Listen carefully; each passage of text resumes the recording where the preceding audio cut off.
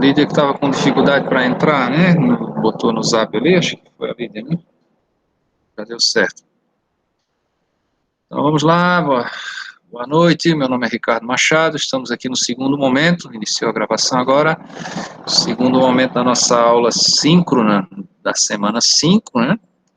E do curso técnico de recursos pesqueiros. Hoje é dia 6 de abril de 2021 e a gente está tratando hoje aqui da sinalização de segurança, líquidos inflamáveis, também a segurança no mergulho. E agora, depois do intervalo, vamos fechar essa questão aí da sinalização, vamos ver também a norma da Marinha, Norman 01, da Marinha. Tá? Então, falando ainda de sinalização, de segurança, existem várias normas. A norma da legislação trabalhista é a norma 26, mas ela se reporta aí a normas técnicas da Associação Brasileira de Normas Técnicas, né? Então, a gente tem cor para o uso na segurança, cores de tubulações, de transporte de produtos perigosos, né? Também a sinalização de incêndio, as rotas de fuga, sinalização de equipamentos de incêndio, e também sinalização para produtos químicos, tá? NBR 14725, para produtos químicos, né? Então, para as cores, a norma diz que não se dispensa o uso das outras formas de prevenção, né? E a gente tem que ter um uso reduzido para não ter poluição visual, que pode também causar acidente, né? Distração, fadiga, confusão. O vermelho a gente usa para instalações de incêndio, tá? Tubulações, os extintores, equipamentos de incêndio. O amarelo para alerta, tá? Então, partes baixas de escadas, espelho de degraus, equipamentos de transporte manual e motorizado, transporte interno, né? O branco para sinalização por meio de faixas, fazer o layout, né, delimitação de corredores.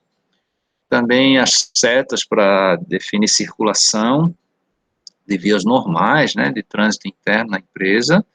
Lembrando que as setas para a rota de fuga são verdes, né?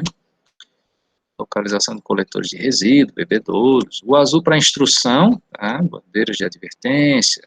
Também se usa em canalização de ar comprimido, movimento acidental.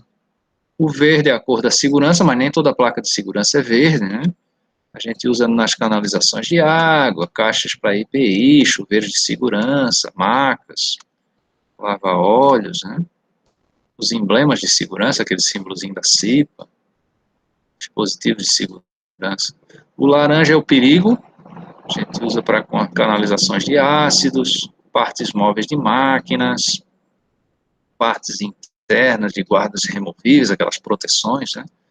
Máquinas, faces internas das caixas de dispositivos elétricos, equipamentos de salvamento aquático também, o laranja, tá?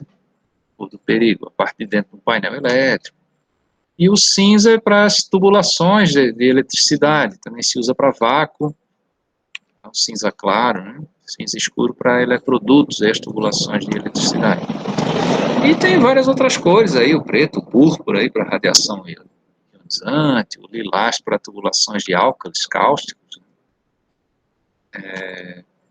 E essas cores são padronizadas por norma, existe um código do código Munsell, né, os padrões de Munsell, que tem um código para que essa cor realmente seja o vermelho 5R414, né, porque existem vários tons de vermelho. Quando você vai comprar uma tinta vermelha para pintar a sua casa, depende do fabricante, vai ter lá vermelho escarlate, vermelho sangue, vermelho não sei o que lá. Mas esse aí, usado na segurança do trabalho, é esse código, ele é fabricado nessa tonalidade desse código. Para tubulações, então, a gente vai pintar a cor do tubo de acordo com o que tem dentro desse tubo. Tubulações de incêndio são vermelhas, água potável verde, tubulação de ácido ali, o laranja, né? Os álcalis cáusticos, aí a tubulação lilás, tem uma cor de vapor, vai ser branco, ar comprimido azul. Então, grandes embarcações, eu posso ter uma tubulação de ar comprimido, tubulação de vapor também para calefação, para você ter aquecimento, né, de ambientes. Os navios que vão nessas regiões que saem dos trópicos aí, né, pode pegar muito frio, né? Então, aqui um exemplo de cores de tubulações. E para segurança contra incêndio, a gente já viu na aula de incêndio um pouquinho, né? A plaquinha para identificar equipamentos sempre é vermelha, e para identificar a rota de fuga é sempre verdinha. E o hidrante, a mangueira. E existem ainda alguns padrões para espaço confinado, algumas normas para determinados locais, aí o tipo de placa é padronizado. Normalmente a gente faz sempre nas trevas procure a luz, né? A cor escura como moldura e a cor mais clara para destacar o que eu quero dizer, tá? A gente usa uma palavra de advertência e acima aí nessa elipse, né? E embaixo a explicação, tá? Então atenção, equipamento de manutenção, uma palavra de alerta ou de chamamento, assim, e embaixo a explicação, tá? Então sempre aqui essa da direita aqui é preferível, né? A cor escura emoldurando a cor clara, que é onde eu vou ter atenção. Pode ser assim também, é uma palavra em cima, palavra de chamamento, né, segurança, atenção, cuidado, e embaixo o descritivo. Posso usar também um pictograma ali, uma imagenzinha, para dar um alerta aí, né? E atenção, né, placas de alerta aí são amarelos, amarelo com preto. Ok? Lembrar que sinalização de segurança é complemento, tá? Não substitui os outros meios de segurança. Vou ver agora aqui a questão da norma da Marinha. Deixa eu abrir aqui. E por último, a gente fala um pouquinho de segurança no trânsito, para a questão do acidente de trajeto, né? A segurança no trânsito é importante também para a gente. Vamos ver a norma da Marinha, Norman 01, uma delas, né? Depois a gente vai estudar também a Norman 03, que trata dos equipamentos de salvatagem, né? Semana que vem a gente vai estar estudando ali a sobrevivência no mar e também os primeiros socorros. Então, peraí que estou já no slide 8. Norman 01, abriu aí para vocês, né? Norma da Autoridade Marítima, tá? Norma da Marinha do Brasil. Então, essa norma serve, né? Ela é a Diretoria de Portos e Costas que edita essa norma, é uma divisão aí da Marinha do Brasil. E a aplicabilidade, então, para embarcações de mar aberto, também para navios e também plataformas, tá? Sejam elas flutuantes ou não, essa norma se aplica. Ela fala da tripulação, e da lotação máxima desses ambientes, tá? Então eu posso ter navios que têm grande tripulação, por exemplo, aqui um navio de turismo, aqui um transatlântico, né, onde eu tenho uma tripulação grande, porque eu vou ter todo aquele serviço de hotelaria, né, de limpeza, conservação, de entretenimento, de atendimento, de alimentação das pessoas, né, e eu tenho os usuários do navio que não são parte da tripulação. E eu posso ter situações como essa daqui, ó, que é um navio plataforma, navio sonda, desculpa aqui, que vai estar prospectando aí o petróleo, que eu não tenho passageiros aqui, todo mundo que está a bordo é a tripulação. Tá? Então posso ter uma equipe maior ou menor, dependendo da minha operação nesse navio. Tem navios que têm tripulação muito pequena, muito reduzida, os navios de transporte aí, de carga, né, os navios porta-container, navios petroleiros têm uma tripulação bem reduzida. Esses navios aí de operação de petróleo já têm uma tripulação maior, porque eu tenho várias atividades aí a bordo, tá? Ó, aqui um graneleiro, é um navio de grande porte que vai estar transportando soja in natura ali, soja, milho. Esse aqui é um porta-container, como aquele que encalhou lá no canal de Suez agora há pouco tempo, né? Porta-container aí, do navio de transporte de carga, né? E, claro, para a profissão de vocês, o técnico de recursos pesqueiros, o navio de pesca. Tá? Eu estava vendo um vídeo, não sei se a professora Luciana passou para vocês, o Brasil ainda é meio fraco no navio indústria. mas está sendo fabricado lá em Santa Catarina o primeiro navio indústria brasileiro. Então você já pesca e você embala já o processo o pescado ali, já embala e refrigera já o produto final. Deixa eu aceitar quem chegou agora aqui. Elissa chegou agora. Oi, Elissa, boa noite. Deixa eu colocar o chat aqui, botar o link da chamada no chat. Quem já respondeu, tá? Não precisa preencher não, tá? Quem chegou tarde, que não viu aí o chat tá aí o link de chamada. Então, o navio de pesca, claro que tem a sua tripulação, e todo mundo que trabalha embarcado tem que seguir o regulamento da Marinha, né? Mas, aqui, plataformas de petróleo, que é aquela P-36, aquela da Petrobras que afundou, né? Era uma plataforma flutuante, mas existem plataformas fixas também, ó. E tem alguns exemplos ali, ó, uma plataforma, dois tipos de plataforma fixa, de baixa profundidade, e em alta profundidade a plataforma é flutuante. E pode ser também um navio plataforma, que ele extrai o petróleo, já armazena, um petroleiro que tem também a função de extração, e aí você vai encostar nela, né, nessas plataformas, um navio petroleiro para transferir essa carga, né. E existem plataformas que são conectadas também a oleodutos, que já transmandam esse óleo para a terra, para uma estação de distribuição. Então, a tripulação, aqui a Norman coloca que essas embarcações empregadas em navegação de longo curso, vocês estudam isso aí com o professor Marcos Macedo, né? Elas têm que ter essa tripulação aí, ó. Na arqueação bruta, a gente já vai ver daqui a pouquinho, aliás, nós vamos ver na aula de segurança de salvatagem, né? Mas a arqueação bruta é a soma dos volumes do navio, né? Então, para qualquer arqueação bruta, eu tenho que ter se for um navio de longo curso, eu tenho que ter no mínimo, né, um comandante, um imediato, um encarregado de serviço de quarto de navegação e o oficial de radiocomunicações.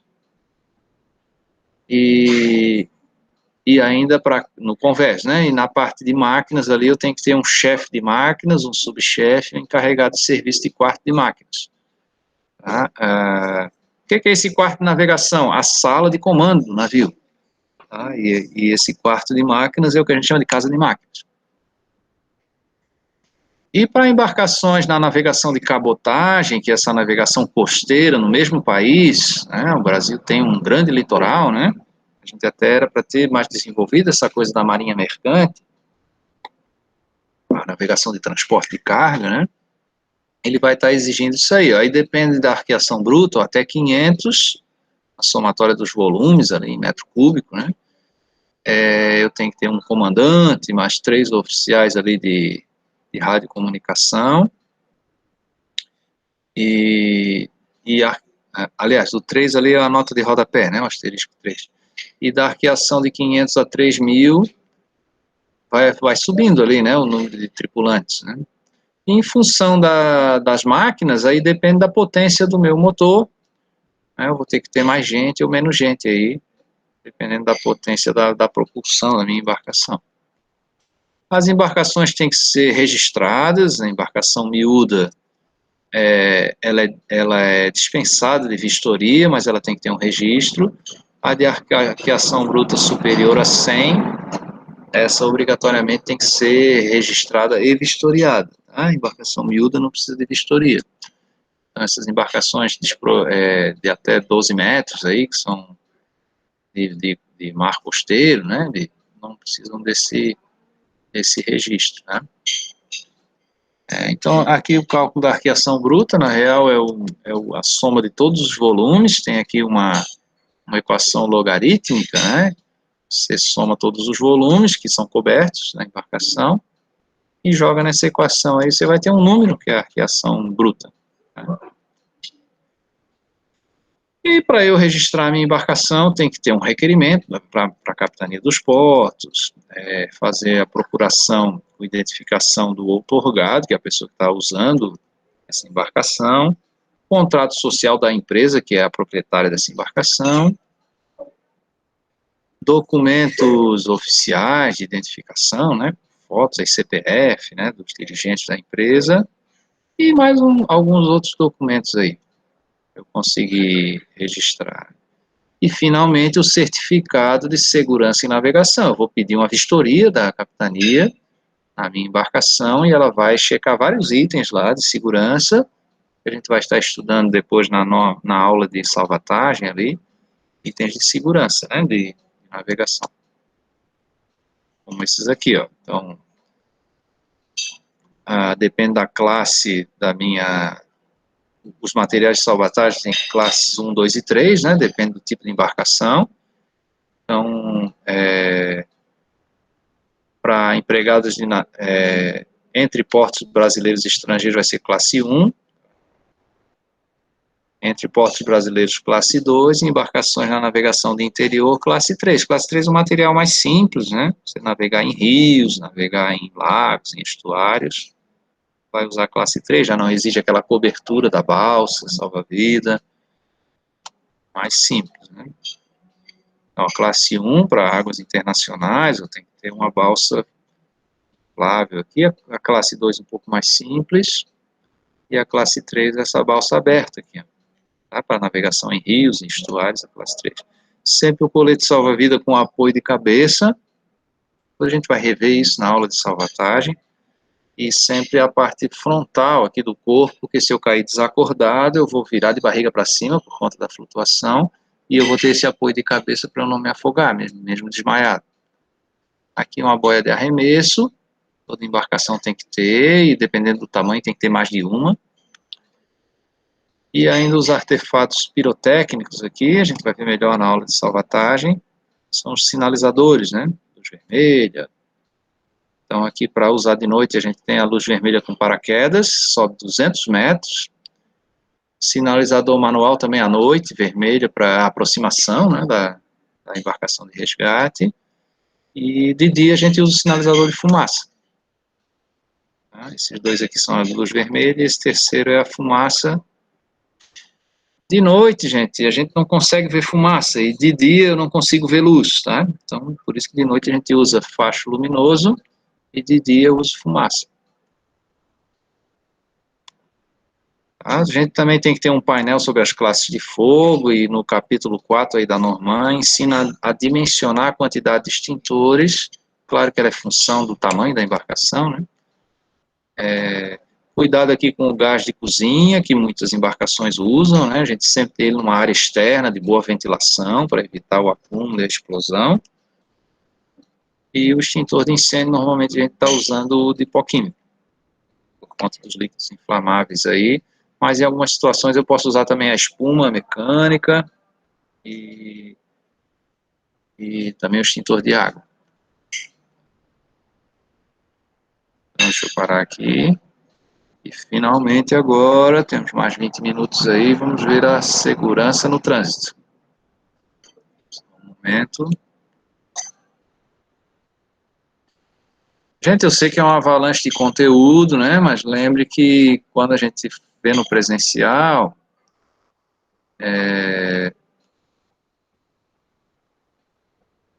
Peraí que vai apresentar errado aqui. Quando é no presencial, a gente vê durante 4 meses, né? 2 bimestres e tal, né?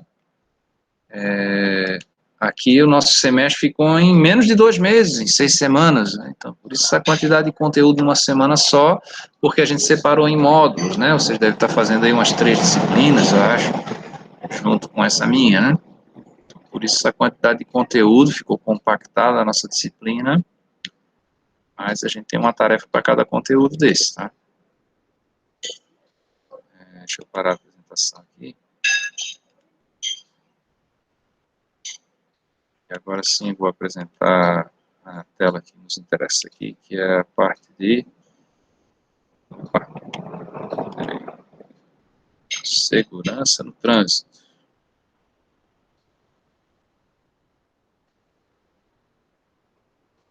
Está entrando aqui, mas eu vou botar a tela cheia aqui.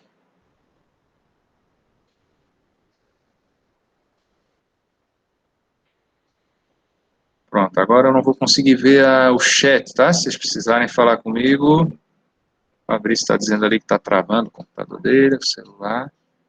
Mas aí vocês me chamem no áudio, tá? Que agora eu não consigo ver o chat. Então, gente, deixa eu maximizar aqui. Segurança no trânsito. Por que que isso interessa para o técnico de recursos pesqueiros? Por conta do acidente de trajeto, né? O acidente de trânsito. Então, veja, tempo e movimento. Tem um filminho do Pateta, que não vai dar de eu estar explicando aqui, mas vocês botem no YouTube aí, Pateta no Trânsito. Vamos ver a história aí do cara, como o cara se transforma quando está dirigindo, né? O tempo que a gente ganha utilizando uma velocidade mais elevada não compensa os riscos e o estresse, tá? Porque se você anda mais rápido, você tem que tomar decisões mais rápidas também. Às vezes para economizar 5 minutos numa viagem, 10 minutos numa viagem. Então a gente sempre tem que ter uma velocidade compatível com a condição da rodovia, compatível com as condições climáticas, se está chovendo ou não, se é de noite ou se é de dia, e também com o tipo de veículo, né? Então, por exemplo, para uma distância de 50 quilômetros, que é mais ou menos o raio de atendimento aí do nosso campus do IF, aí, de Macau, né?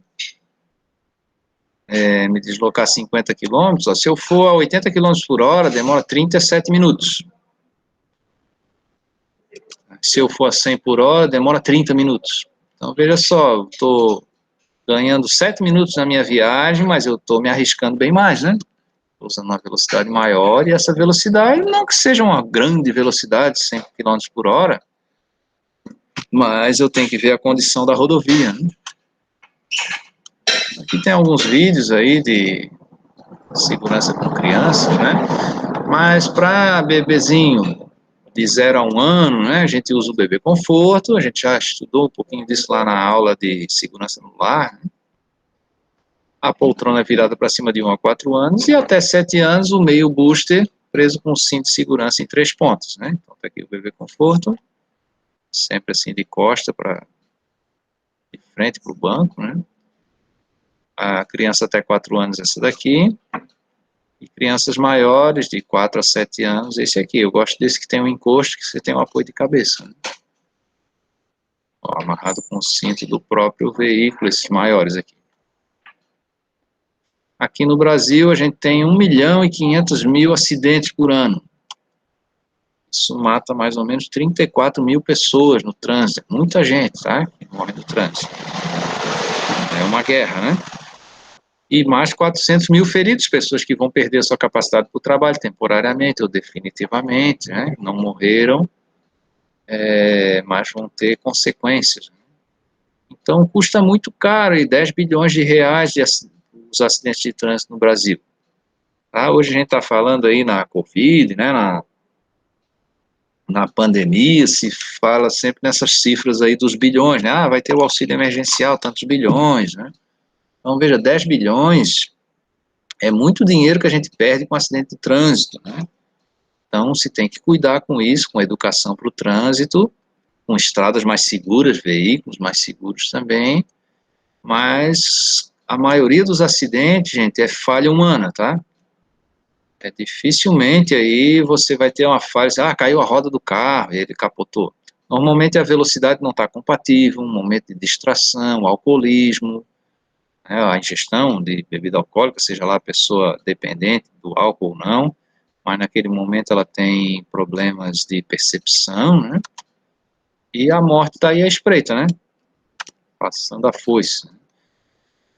O nosso Código de Trânsito é de 1998, já é bem antigo, mas ele é muito bom. A lei do trânsito brasileira é boa, tá? O problema é fazer ela ser cumprida, né? Então a gente tem aí, tem que ter a educação para o trânsito. E a ideia central do Código de Trânsito é que todos que estão envolvidos no sistema de trânsito, que não é só o motorista, né, só o condutor, tem também aí o pedestre, o ciclista, né, a pessoa que está com veículos de tração animal, veículos elétricos, de patinete, por exemplo, aí, tem que se abster de constituir obstáculo ou perigo para o trânsito. Então, você que é pedestre, atravessar no local certo, ter o procedimento correto, você que é ciclista, né? E, claro, quem é motorista também tem os seus cuidados, né? O uso da buzina a gente só pode usar para toques em algumas situações, né? Uma advertência necessária, fora das áreas urbanas, quando conveniente, para advertir um condutor que se tem propósito de ultrapassagem, né? Sempre que a gente for sair do veículo, a gente tem que olhar no espelho, né, para ver se não está vindo alguém ali, uma moto, uma bicicleta, para não matar o cara abrindo a minha porta, né? Preferencialmente, a gente sai pelas portas da calçada. Esse carro aí, ele é um veículo do Veloster, né? Ele é um veículo de 3 portas, né? Não foi um sucesso de vendas, né? Mas a proposta era para que os caroneiros, o banco de trás, só saíssem para o lado direito. É mais seguro isso, né? E o motorista somente sair para o lado esquerdo, porque ele tem o espelho para ele estar olhando antes de abrir a porta. O caso aí de ciclomotores, né? Essas motonetas aí de baixa velocidade, elas vão estar rodando também, sempre usar a pista da direita, que é a pista de baixa velocidade, né? Sempre transitar no meio da faixa, nunca na borda da faixa, porque você vai ser imprensado pelos outros veículos, né? E é proibida a circulação dessas motonetas nas vias de trânsito rápido, né? Também não posso andar sobre as calçadas, não é bicicleta, né? Urbanas. Criança com idade de menos de 10 anos tem que estar no banco traseiro do automóvel. E é obrigatório o cinto de segurança para todos, inclusive os passageiros, né, não só o condutor. Existem algumas situações regulamentadas pelo CONTRAN que vão dispensar o cinto de segurança, por exemplo, no transporte urbano aí de pessoas, né, no ônibus, vai dispensar o cinto de segurança. Lembrar que quando o carro para, a gente continua se deslocando na velocidade que o carro vinha. Então, aí a importância do cinto, né, para você não ser projetado contra o para-brisa ou para fora do carro. Também é previsto no artigo 177 que eu não posso deixar de prestar socorro. Então, adotar as providências também quando o meu veículo se acidenta ou quando tem alguma pane mecânica, eu tenho que me tomar providências para remover ele dali, para dar fluidez para o trânsito. Eu não posso parar o veículo a menos de 5 metros das esquinas, né? Isso aqui me dá uma infração média com multa, né? O afastamento da calçada não pode ser maior do que 50 centímetros quando eu paro o meu carro. Aliás, entre 50 centímetros e 1 metro, não pode ser mais de 1 metro de calçada. Infração leve, né? Essa multa, ela vem junto com os pontos na carteira, né? Quando a gente soma 20 pontos, pode ter suspenso o meu direito de dirigir, né? E essas multas, elas fazem aniversário. Quando completa 1 ano, esse ponto cai, tá? Da minha carteira. E, claro, além da lei de trânsito, a gente tem que dirigir de maneira defensiva. Deixa eu tirar isso daqui. De maneira defensiva, né? O que é a direção defensiva? É o reconhecer antecipadamente as situações de perigo. Então, tem que estar prevendo os meus erros e também dos outros condutores e das outras pessoas que estão envolvidas no trânsito, por exemplo, lá o pedestre, o ciclista, animais na pista, né? Esse trecho que a gente faz aí de Natal para Macau, né, principalmente esse trecho aqui entre Macau e João Câmara, é muito comum ter animais na pista, né? Jumento, cavalo, boi, né? E a gente tem que se precaver contra esses incidentes, né? Então, o motorista, a gente diz que ele toma 6 decisões por segundo, né? Então, ele tem que estar atento à cordialidade, à manutenção do seu veículo, atento ao pedestre, atento às situações de ultrapassagem, à posição do banco, a posição de segurar no volante, né? A gente regula o carro para alcançar aqui a gente encostado, conseguir alcançar o punho no volante. Porque daí a hora que eu vou segurar, eu tenho uma pequena curvatura do meu braço aqui. E a gente dirige nessa posição aí 10 para as 2, né, com esse ângulo aqui, como se fosse os ponteiros do relógio, quando está 10 para as 2 da tarde. Nunca assim, meio-dia, nem 6 horas, nem 15 para as 3, 10 para as 2. Eu tenho que, claro, estar atento à manutenção do meu veículo, né, porque eu posso ter umas falhas catastróficas, e nisso aí o motorista é responsável, né, o proprietário é responsável, normalmente o proprietário é o motorista, de seguir as recomendações do fabricante para manutenção. Então, troca de óleo, reposição de água, óleo de freio, e o combustível, né? Ficar sem combustível dá multa também, né? Nível de óleo, água de radiador, água do sistema de para-brisa, limpadores de para-brisa, desembaçadores, faróis e lanternas, né? Do veículo. Ele tem que estar atento à inspeção e manutenção, né? Também os pneus, né? A gente tem que ter sempre mais de 1,5 mm de profundidade do sulco do pneu. Quando a gente diz que o pneu está careca, né? Você não vai mais ter aderência para o seu veículo. E, claro, a calibração, a gente normalmente tem uma plaquinha na porta do automóvel ali, dizendo qual é a pressão do meu pneu. Depende do veículo, eu tenho uma pressão de trabalho aí para ele ter mais estabilidade. O uso do cinto de segurança, não devo ter nada solto dentro do carro, e nem ficar vendo o celular, né? E a gente tem que forçar a nossa concentração no ato de dirigir. Dirigir é uma coisa perigosa, tá? Então, eu tenho que observar sempre alternadamente, não ficar com o meu olho fixo num ponto, mas estar sempre olhando os espelhos para saber o que está acontecendo nas laterais e atrás do carro também, e olhar longe e olhar perto, tá? As informações do painel do veículo, as informações mais catastróficas, elas acendem luzes no painel, né? Mas está atento também à velocidade, temperatura do motor, né? Principalmente os sinais luminosos, né? Os espelhos retrovisores bem regulados, para eu conseguir ver a lateral e não ficar vendo o próprio carro, né? E, claro, a movimentação dos outros veículos e dos outros integrantes do trânsito, que não são só os veículos, tem os pedestres, ciclistas, motociclistas. Tá? Sempre próximo de cruzamento tem que estar atento a pedestres. Tá? Um colega nosso aí faleceu, professor Wilson, né, faleceu aí embaixo do meio, né, cruzamento desse, na saída do povoado ali, e houve a saída de um animal ali, não se sabe ao certo lá, mas ele teve que desviar o carro e acabou colidindo contra um ônibus. Posição da mão no volante já usei, né, cuidado, o cruzamento sempre é um lugar que eu tenho que ter muita atenção, eu tenho que tirar o pé do acelerador e botar o pé no freio e me preparar para uma situação adversa. A velocidade tem que ser compatível também com os riscos do trânsito, né? A gente tem a regra dos 2 segundos, que a gente define a distância de segurança para o veículo da frente, né? Você conta 51, 52, quando passa uma árvore. E, claro, quanto maior a velocidade, maior tem que ser essa distância de segurança. Cuidado aqui com pista molhada, né? E aqui tem as infrações de trânsito e os valores das multas. Deixa eu fechar aqui, parar essa apresentação. Gente, é isso, maratona de segurança aí da terça-feira, né? Façam as atividades aí da semana, tá? Eu atualizei já as notas aí no Swap. Eu vi que algumas pessoas não fizeram a semana 3, né? Eu atualizei as notas das 3 primeiras semanas, né? Da etapa 1.